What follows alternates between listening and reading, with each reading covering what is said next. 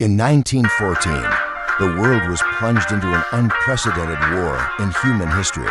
More than 30 nations joined the war, millions sacrificed their lives, and a new era of modern warfare began.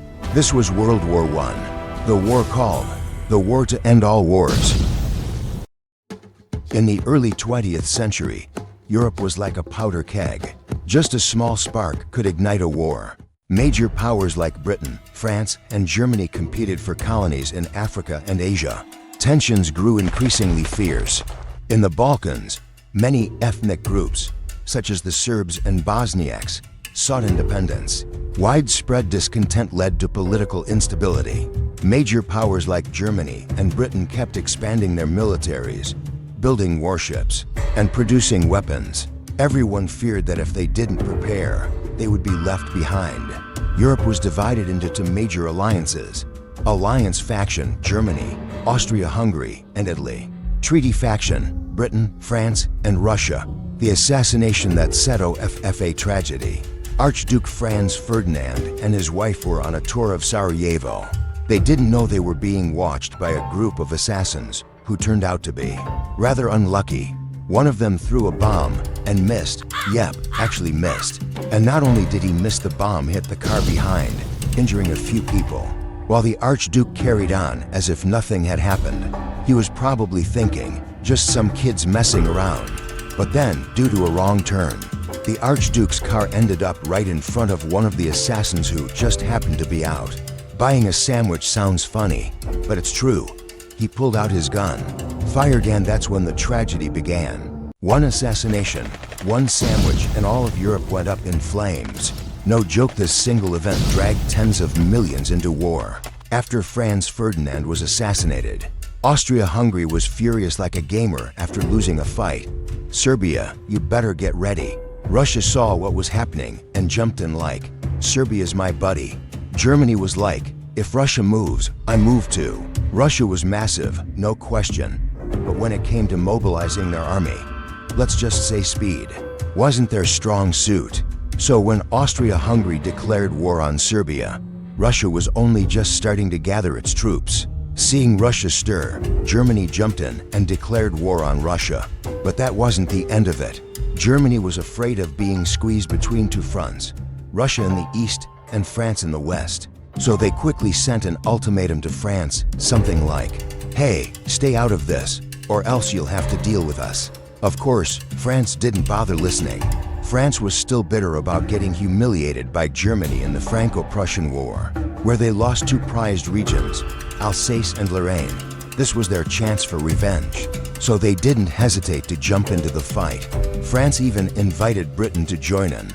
Hey, I'm going in. If I lose, you better have my back, all right? At first, Britain was a bit hesitant, like, I really don't want to get involved in Europe's drama right now. But then Germany pulled a bold move. Instead of attacking France head-on through the heavily fortified border, Germany played the flank maneuver, sending troops through neutral Belgium to strike France from behind, where defenses were weaker. The thing is, Germany didn't expect Belgium to put up such a fight, small as it was. The Belgian army resisted fiercely, slowing the German advance quite a bit. On top of that, as they marched through, German troops massacred civilians and priests in Belgium, which outraged the world, especially the United States. US President Woodrow Wilson tried to play the role of international Jesus, earnestly calling on Europe to stop and make peace. But no one was listening. Seeing Germany play dirty with neutral Belgium, Britain couldn't just sit back anymore. They sent an ultimatum demanding Germany withdraw from Belgium, and Germany completely ignored it. And so, Britain officially declared war on Germany, and Europe erupted into a full-blown battlefield. Germany believed Russia would need at least 40 days to mobilize, so they threw everything into the Western Front first, planning to defeat France in a month, then deal with Russia afterward. The plan sounded smart on paper, but a few massive roadblocks made it fall apart completely. The surprise attack through Belgium had already been exposed, so France managed to move troops in and fortify the area just in time. And on top of that, Britain sent troops to back them up. And the biggest shock of all, Russia mobilized way faster than expected. In just over 30 days, Russia had already begun its attack on East Prussia. Germany panicked and had to pull troops from the Western Front to reinforce the East and help out Austria-Hungary, a somewhat deadweight ally. Why did they need help?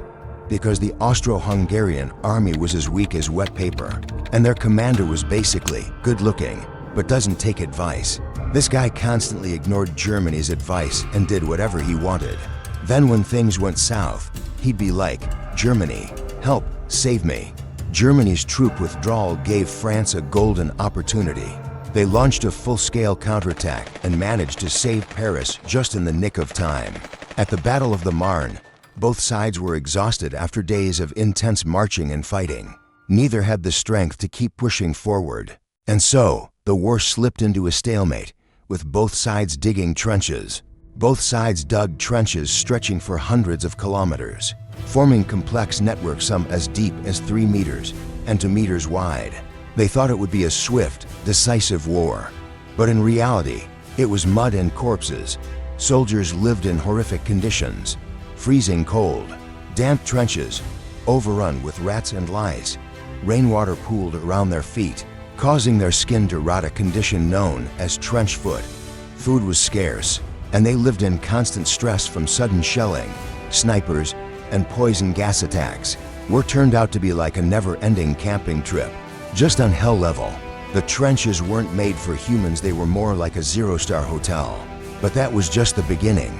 World War I was the first time humanity brought industrial technology to the battlefield. Machine guns, capable of firing non-stop, mowing down hundreds in minutes. Heavy artillery could strike targets from dozens of kilometers away. Mustard gas and chlorine caused burns, blindness, and suffocation. Airplanes, first used for scouting, later adapted to drop bombs. Tanks, introduced by the British in 1916, clunky, but able to cross trenches.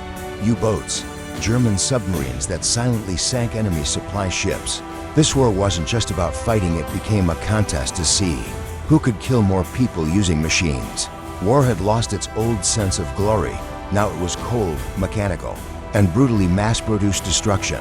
The US was neutral at first, like someone just trying to stay out of the drama. But little by little, they just couldn't stay on the sidelines anymore.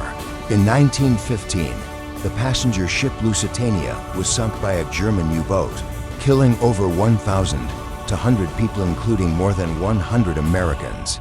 This turned the US from a neutral country into one that had a bad impression of Germany.